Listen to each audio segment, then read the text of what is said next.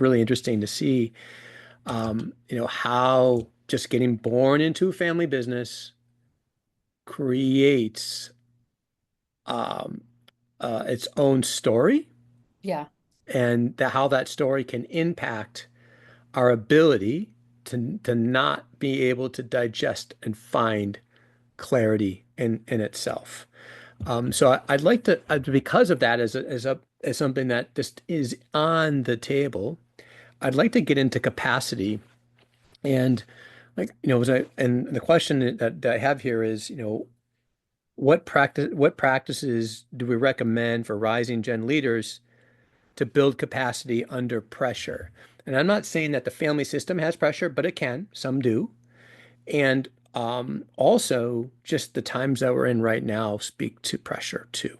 The volatility, the poly crisis scenario that we're in on a global scape, all these, there's so much happening um, all over the globe, and I think that in itself also creates some volatility in our nervous systems in regards. So, like, if we can talk for folks that are, rising leaders in family businesses, and or folks that are in that system in itself.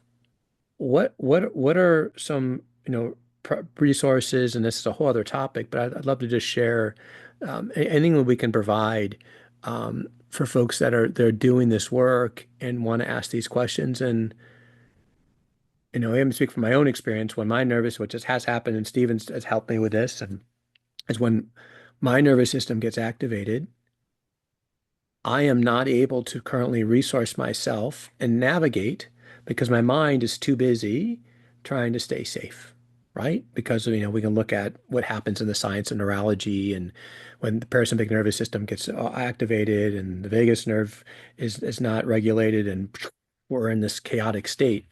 Um, and so let me start with Stephen. Stephen, what are things that we can do so that we can become resourced to ask some of these questions, and even have, or even this part of what we do with families, to get families in a room to share in a way that they feel safe enough to do so. Yeah, Chris, thank you. And I'll give you a couple of really simple examples of building capacity. And I was going to even suggest to everybody that this is a good time to build capacity because right at the moment you've got Mr. Trump, the president, making statements like, I may or may not attack Iran, which creates a lot of uncertainty for people, including the 10 million people that are trying to evacuate at the moment from Tehran, for example. And that uncertainty that exists in our world is what I find I deal a lot with when I'm in sessions with family members. So I'll give you two examples of how to build capacity when you're dealing with that kind of uncertainty. The I may do it, I may not, which leaves people very uncomfortable.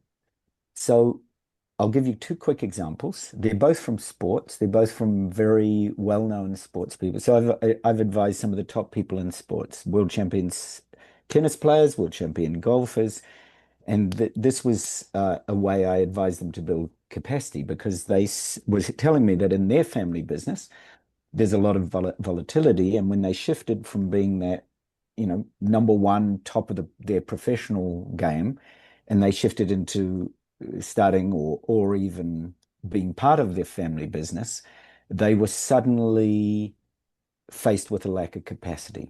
And this is, so I'm giving you a male and a female's point of view. And I said, when is the one time for the tennis player? I said, when is the one time? Oh, I'm going to get chills actually, Chris, because I can feel it. I actually remember this so vividly for both of them. And I remember the fear, we all got this eerie feeling of like goosebumps. And I said, when is the time when you felt at your best capacity for the tennis player? And oh, he said, I know it so well. It was the moment, he said, I've got one of the best servers in the world. The moment I take the tennis balls and I've got the tennis racket and I'm about to serve. And he said, I know the feel. I actually know I'm going to do an ace. And he said, it's such an amazing feeling. Hmm. And I said, okay. I said, so tell me a struggle you're having in your family business. And he said, he gave me the example. It was to do with the partnership that he's really struggling with the person because every time he gets in, he feels that the other person is so much better than him and he feels inadequate. And I said, okay. So get your tennis racket and go. Have you got your favorite tennis racket? The one you do that. Yeah, he said, hang on a sec. So he goes and gets a tennis racket, brings it back. And then I said, okay. Now I said, I want you to think about that problem and I want you to take your tennis racket and the ball and stand in exactly the way you'd stand as if you're going to do an ace. And he did it. And at the very moment, I watched his eyes light up. And he said, oh my goodness. He said, thank you, thank you. You can't believe it. Yeah, I said, every time you get in that partnership, that you're struggling with in the family business, take your racket. You can even have it under the table. You don't need to let them see. And be in that moment where you're at your full capacity. And he said, yeah, exactly. He said, that's what I realized. He said, I actually know how to deal with this partnership. And because of what you did, he said, I then realized I was coming at that capacity from or partnership from a very inadequate feeling, no capacity, whereas when I've got the racket, it's a completely different story. And with the woman, so again, top professional golfer in the world. And she said, look, I'm trying to decide between choice one and choice two. And I've got no, she said, it's in a family business. I've been asked to speak at family business forums, and I've got all these decisions to make. I didn't know whether to do A or B.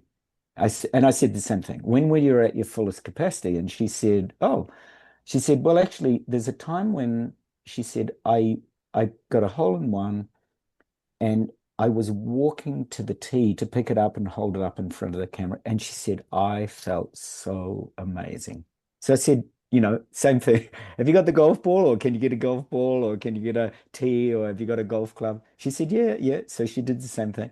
And I said, now hold on to it, because what that does is it gives your nervous system a kind of recognition piece. It recognizes the golf ball or the tee or whatever it is. And for those of you I've done this with photographs for people where it's a photo of them being at their full capacity so that they remember. So there's a memory in our bodies, and it helps us when we actually reactivate it. So she did the same thing. She got the tee, she got the ball, and then because she kept them, of course, because a hole in one is a pretty special thing for any golfer. And she said, oh, gosh, the choice is so easy because I'm only going to make the choice that is like a hole in one. I said, exactly. So let's go and do it. So those are examples, just really simple examples of how I've worked in family business with people who actually need to be at their top capacity and are sort of just sometimes struggling because they've shifted a role or a responsibility and they're trying to deal with it.